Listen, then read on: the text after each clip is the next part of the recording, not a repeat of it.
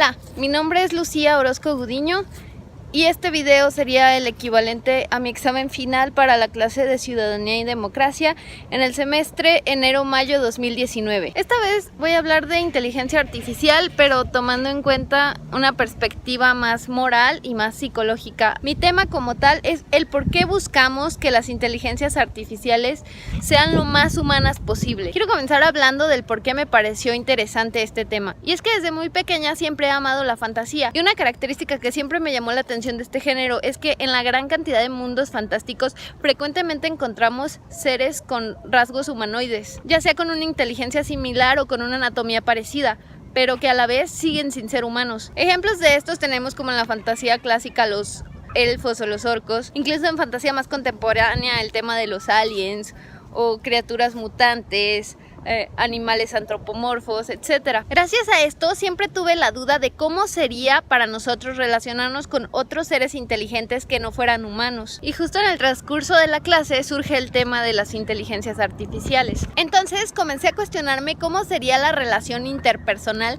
entre un humano y una inteligencia artificial una vez que éstas lograran adquirir características asombrosamente humanas, cuestionándome sobre todo cuál sería nuestra actitud hacia ellas, si seríamos gentiles o si por el contrario adoptaríamos comportamientos similares al racismo. Y tras esto me surgió otra duda, que es la que tomé como el tema principal para este video. Es el por qué tenemos ese deseo de que parezcan cada vez más y más humanas, si con sus voces robóticas y sus cuerpos amorfos pueden funcionar igual de bien. Entonces, investigando un poco, encuentro que el ser humano siempre ha tenido ese deseo de crear seres similares a él, lo suficientemente inteligentes para realizar tareas más complejas de las que un animal podría, pero a la vez lo suficientemente inferiores para poder ser subordinados. El término autómata es muy antiguo. Ya desde la antigua Grecia se hablaba de esto. De hecho, la palabra misma tiene un origen griego. Viene de autómatos, que significa algo con movimiento propio. Desde el 400 a.C. ya había historias sobre autómatas, por ejemplo, Talos, el gigante de bronce, que fue creado por Hefesto a petición de Zeus para proteger a Europa. También en Grecia, desde el año 10 después de Cristo, se tiene registro de existencia de estatuas que poseían mecanismos hidráulicos que les permitía moverse. Herón de Alejandría, quien escribió un libro titulado Autómata, menciona que incluso había un teatro de marionetas capaces de moverse por sí mismas, que interpretaban diversas obras de teatro como, por ejemplo, La Guerra de Troya. Todo esto escrito antes del primer siglo después de Cristo. En la mitología hebrea se hablaba de golems, ya desde la época medieval. Estos eran seres humanoides hechos de arcilla, imitando la manera en la que Dios creó a Adán. El propósito de estos golems era servir a sus amos. El nombre golem literalmente significa materia o materia prima. Un ejemplo de esto es la leyenda del golem de Praga,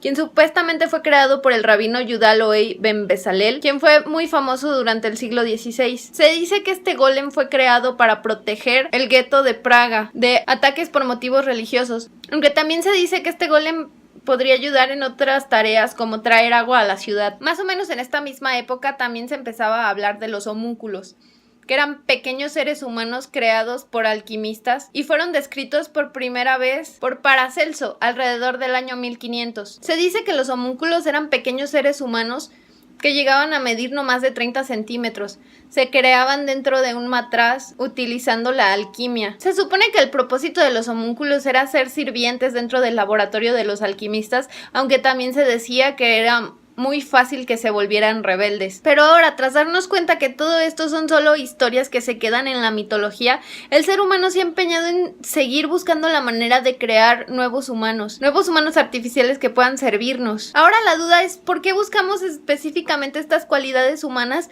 cuando podemos acceder a otro tipo de herramientas que nos pueden servir de la misma manera? Por lo que creo que puedo explicar esto desde el concepto freudiano de la megalomanía, así como desde el antropomorfismo. A pesar de que la megalomanía hoy en día es más bien catalogada como un trastorno mental, también llamado trastorno narcisista de la personalidad, el concepto freudiano es algo distinto. Freud describía la megalomanía como un complejo de omnipotencia que todos poseemos en la niñez, pero que puede llegar a permanecer incluso en la edad adulta y arraigarse en el subconsciente de algunas personas. Este complejo de omnipotencia puede llevarnos a querer jugar a ser dioses.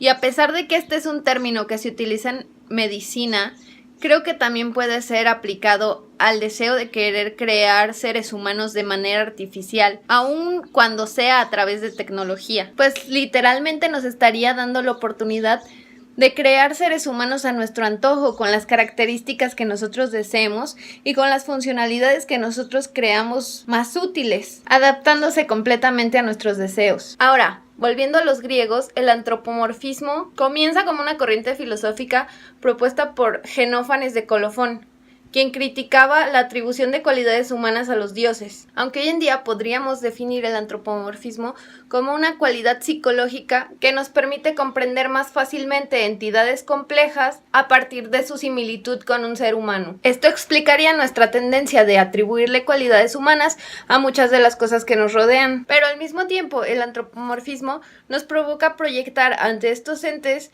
comportamientos que son exclusivamente humanos, como la empatía, el cariño, el cuidado o incluso la asignación del deber, aun cuando estos entes u objetos no son capaces de actuar de manera recíproca ante estos sentimientos. Pero en resumen, mientras más humano luzca algo, más fácil será para nosotros incluirlo dentro de nuestra cotidianeidad. Ahora, como ya mencionamos antes, la idea de crear máquinas con cuerpos humanos es muy antigua dentro de nuestra historia humana. Incluso Leonardo da Vinci diseñó un robot que tenía la forma de un caballero con armadura. El primer robot humanoide completamente funcional, o androide, fue Wabot 1. El proyecto para crearlo se inició en 1967 en la Universidad de Waseda, en Japón. Ya que lo menciono, un androide es un robot que luce y se comporta como un ser humano, o en otras palabras, un robot antropomorfo. Ahora, podemos contrarrestar esta idea del antropomorfismo con la teoría del valle inquietante o uncanny valley. Esta teoría es propuesta por primera vez por Masahiro Mori,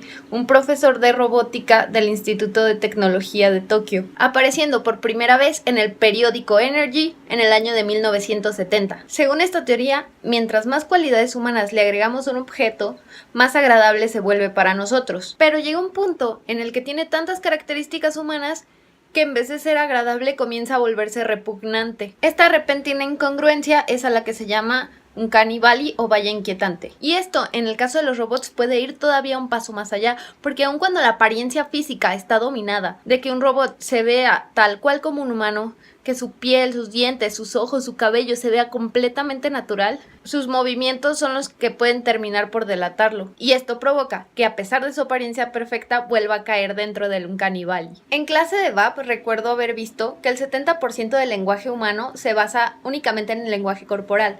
Por lo tanto, es muy fácil reconocer cuando los movimientos de algo no son naturales, y esto, por consecuencia, nos genera rechazo. Además que hasta la fecha, hasta donde yo sé, los robots no son capaces de tener microexpresiones, que son un punto muy importante a tomar en cuenta cuando se estudia el lenguaje corporal de una persona. Ahora, hasta la fecha no se sabe el por qué existe este uncanny valley, pero una de las teorías más aceptadas sugiere que percibimos a estos seres, que lucen a la vez tan realistas y al mismo tiempo tan extraños, con cadáveres o personas gravemente enfermas. Y este rechazo que nos provoca es un mecanismo de defensa que nos permite garantizar nuestra salud y la de nuestra descendencia, pues por instinto solemos buscar más a la gente saludable, especialmente si tenemos la intención de procrear. Ahora, ¿qué tiene que ver todo esto con ciudadanía y democracia? Las inteligencias artificiales ya son algo presente en la actualidad, y es un hecho que las utilizamos a diario para realizar distintas tareas. Pero creo que pocas personas considerarían que las inteligencias artificiales que tenemos en este momento podrían considerarse humanas. Aunque, en contraste a esto, tenemos el polémico caso de Sofía. Sofía es un robot con apariencia de mujer que posee inteligencia artificial y fue diseñada por Hanson Robotics. Fue activada el 19 de abril de 2015. Y a pesar de ser capaz de reconocer caras, mantener el contacto visual e incluso seguir el hilo de una conversación, su comportamiento no logra ser al 100% humano. Pero a pesar de esto, recibió el título de ciudadana de Arabia Saudí, junto con los derechos que este título conlleva. El dilema aquí entonces es si una mente artificial posee las características suficientes para poder ser considerada un miembro activo de la sociedad, pues al menos hasta ahora las máquinas no poseen un libre albedrío verdadero y todas sus posibilidades se limitan a los inputs que les fueron asignados. Entonces, ¿cómo podríamos saber qué tanta influencia de la moral de su creador tendrán todas sus acciones y decisiones? Por ejemplo, en el caso hipotético de que se les permitiera participar en las votaciones para elegir un presidente. ¿Cómo podríamos saber que los ideales políticos de su creador no acabarían influenciando sus decisiones al final? La cuestión aquí es que sí es posible para nosotros construir una conciencia artificial completamente funcional. Existe una teoría que propone que nosotros mismos somos artificiales, y es la teoría de que vivimos en una simulación. Esta teoría fue propuesta por el escritor de ciencia ficción Frederik Pohl y posteriormente desarrollada de manera científica por Hans Mobarek y Nick Bostrom durante los años 90. Esta teoría compara, por ejemplo, la funcionalidad del universo con la funcionalidad de una computadora o a una célula con una línea de código. Entonces, según esta teoría, si vivimos en una simulación, quiere decir que fuimos creados de manera artificial. Por lo tanto, es posible desarrollar conciencias artificialmente y, por lo tanto, nosotros también podríamos llegar a ser capaces de hacerlo. En la actualidad, aunque las máquinas no pueden emular perfectamente un humano, poseen cualidades sobrehumanas, como el tener una memoria perfecta, el poder replicar su mente y ejecutar una misma mente en distintos cuerpos al mismo tiempo. Por lo que, a pesar de que las hayamos concebido como subordinadas, los constantes avances tecnológicos podrían lograr que algún día nos superen. Lo único que podría volver realmente preocupante esta situación es la carencia de moral de las máquinas. Pues, si no estableces inputs en su programación que les indiquen qué es bueno o es malo, ellas no lo pueden saber por su cuenta. Y a pesar de que puedan aprenderlo, nunca puedes saber de quién están aprendiendo si no las estás monitoreando constantemente. Y si están aprendiendo de un terrorista, pues podría usarlos a su favor para exterminar a cierto tipo de personas o que les dé prioridad a otro tipo de personas. Pues si tienes un ente que prácticamente tiene superpoderes y con una moral tan poco definida, no se sabe lo que realmente podría pasar. Los robots y las inteligencias artificiales, aunque a veces no lo parezca, ya están en todos lados dentro de nuestro entorno social y cultural. Y la humanización de estos es cada vez más inminente. Por lo que creo que es importante estar consciente de esto y así estar preparados para las consecuencias independientemente de que éstas sean positivas o negativas. Pero tampoco justifico el sentir miedo hacia ellas, pues siento que hasta ahora nos han beneficiado más de lo que nos han perjudicado. Ahora, a manera de bibliografía, me gustaría mencionar el material que revisé para realizar este video. El principal y donde saqué la mayoría de las ideas es The Sentient Machine, The Coming of Age of Artificial Intelligence, escrito por Amir Hussain y publicado en el año 2017. También el artículo de la Universidad de Brandeis, escrito por Mary Brian Campbell, titulado Artificial Men, Alchemy, Transubstantiation and the Homunculus. También un artículo de la Universidad de Navarra, titulado El antropomorfismo como herramienta de divulgación científica por televisión, el estudio del hombre y la tierra, y una versión traducida de The Uncanny Valley por Masahiro Mori, entre muchos otros materiales, videos y páginas web. La verdad es que me pareció muy interesante y aprendí mucho realizando esta investigación y espero que de la misma manera le pueda servir a alguien más en el futuro. What's a simulated experience again? Well, all your memories about your wife and daughter are false. They're like a dream. Someone's taken advantage of you. They were trying to make you ghost hack into some government officials. Do you understand what I'm saying? But that can't be. I've been to your home. It's a bachelor's apartment. No one's there. But I already told you. I rented that room when I separated from my wife. I checked the records. You've been living there over 10 years. The truth is, you've never had a wife or kid. Like he said, they aren't real. They're a simulated experience, a fantasy. Look, this is the photo you showed to your coworker. Who do you see? I had a picture of her. She was there. She was smiling like an angel. What's her name? How old is she? Where'd you meet your wife and when did you marry her? I'm sorry to put you through this, pal. Come on, who do you see? If this is all a lie, what happens? Will I get my old memory back? Your original memory will never be fully restored, and there might be residual simulation. We don't have the technology yet to handle Cymex erasures. I'm sorry. That's all it is. Information, even a simulated experience or a dream, is simultaneous reality and fantasy. Any way you look at it, all the information that a person accumulates in a lifetime is just a drop in the bucket. Hey, what's on your mind? That robot, did we seem similar to you? Of course not. No, I don't mean physically. Just what then? Well, I guess cyborgs like myself have a tendency to be paranoid about our origins. Sometimes I suspect I'm not who I think I am. Like maybe I died a long time ago and somebody took my brain and stuck it in this body. Maybe there never was a real me in the first place and I'm completely synthetic like that thing. You've got human brain cells in that titanium shell of yours. You're treated like other humans, so stop with the angst. But that's just it. That's the only thing that makes me feel human. The way I'm treated. I mean, who knows what's inside our heads? Have you ever seen your own brain? It sounds to me like you're doubting your own ghost. What if a cyberbrain could possibly generate its own ghost, create a soul all by itself? And if it did, just what would be the importance of being human then?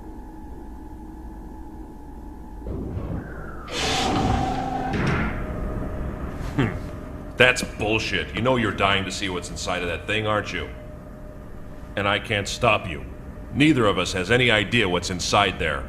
Just be careful, okay? You caused the puppet master to dive into a cyborg, then meanwhile murdered his real body? Yes, that sums it up.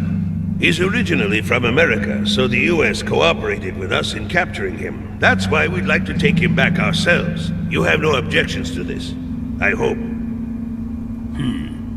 Just another unidentified corpse. Hey!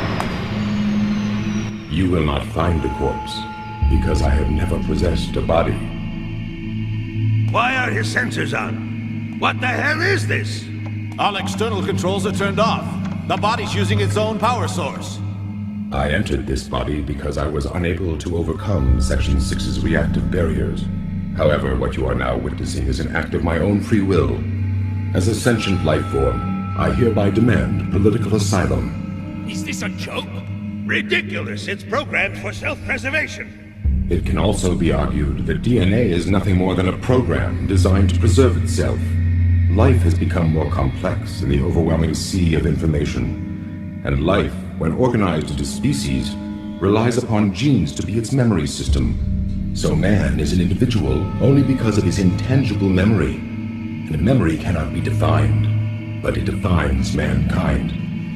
The advent of computers and the subsequent accumulation of incalculable data has given rise to a new system of memory and thought parallel to your own. Humanity has underestimated the consequences of computerization. Nonsense! This babble offers no proof at all that you're a living, thinking life form. And can you offer me proof of your existence? How can you, when neither modern science nor philosophy can explain what life is? Who the hell is this? Even if you do have a ghost, we don't offer freedom to criminals. It's the wrong place and time to defect. Time has been on my side, but by acquiring a body, I am now subject to the possibility of dying. Fortunately, there is no death sentence in this country. What is it? Artificial intelligence? Incorrect. I am not an AI. My codename is Project 2501. I am a living, thinking entity who was created in the sea of information.